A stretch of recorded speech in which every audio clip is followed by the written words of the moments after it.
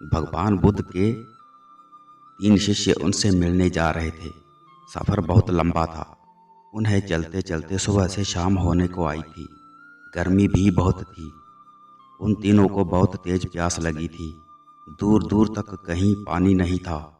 वो चलते रहे। अचानक उनमें से एक शिष्य को दूर एक नदी दिखाई दी।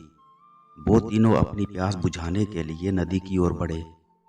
उन्होंने देखा कि नदी में एक स्त्री डूब रही है। बौद्ध धर्म में बौद्ध भिक्षुओं द्वारा किसी भी स्त्री को स्पर्श करना वर्जित माना जाता था। ऐसे में अब क्या हो सकता था? उनमें से 2 शिष्यों ने कहा, हमें अपने धर्म का पालन करना चाहिए।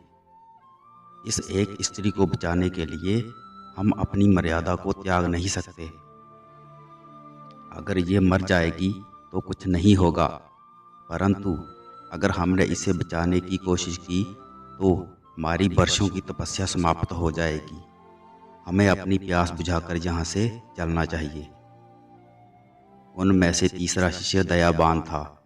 उसने कहा, मेरा धर्म क्या कहता है ये मुझे पता है, परंतु मेरा मन ये नहीं कहता कि कोई तुम्हारे सामने मरता रहे और तुम उसे खड़े होकर देखते रहो।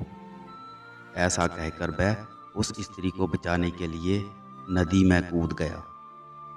कुछ देर प्रयास करने के पश्चात उसने डूबती हुई स्त्री को पकड़ लिया और अपने कंधे पर सहारा देकर उसे बाहर निकाला। दोनों शिष्यों ने उसका बहुत मजाक बनाया और कहा कि अब तुम्हारा धर्म नष्ट हो चुका है। अब तुम हमारे साथ रहने लायक नहीं रहे। तुम हमसे दूरी बनाकर चलो, नहीं तो हमारा धर्म भी तुमको स्पर्श करने से नष्ट हो जाएगा।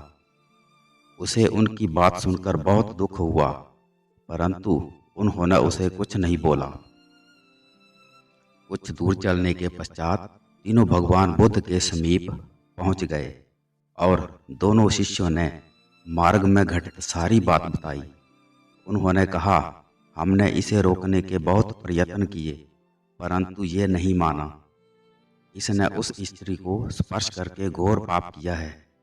इसको उचित दंड मिलना चाहिए। भगवान बुद्ध ने उन दोनों की बात बड़े ही ध्यान से सुनी और उनको अपने पास बुलाकर पूछा, इस भिक्षु द्वारा उस स्त्री को अपने कंधे का सहारा देकर बाहर आने में कितना समय लगा? दोनों ने एक साथ जवाब दिया, कम से कम उसको बाहर तक लाने में इसको 25 मिनट का समय लगा होगा। भगवान बुद्ध ने पूछा, इस घटना के पश्चात तुमको यहाँ तक आने में कितना समय लगा? दोनों ने फिर से जवाब दिया, यहाँ तक आने में हमें कम से कम 8 घंटे लग गए होंगे। भगवान बुद्ध ने मुस्कुराते हुए दोनों से पूछा, इसने उस स्त्री का जीवन बचाने के लिए केवल 25 मिनट अपने कंधे पर सहारा दिया, जो एक नेक काम है और एक दयावान इंसान ही कर सकता है। तुम दोनों तो पिछले 8 घंटों से उस स्त्री को अपने मन में बसाए बैठे हो, वह भी इसलिए कि यहाँ आकर मुझसे इसकी शिकायत कर सको, जो कि एक बुरा काम है और निर्दयी इंसान ही कर सकता है। तुम दोनों ही बताओ मुझे कि तुम में बड़ा पापी कौन है? दोनों शिष्य निरुत्तर हो गए। वो समझ चुके थे कि पाप शरीर से ही नहीं, मन से भी होता है।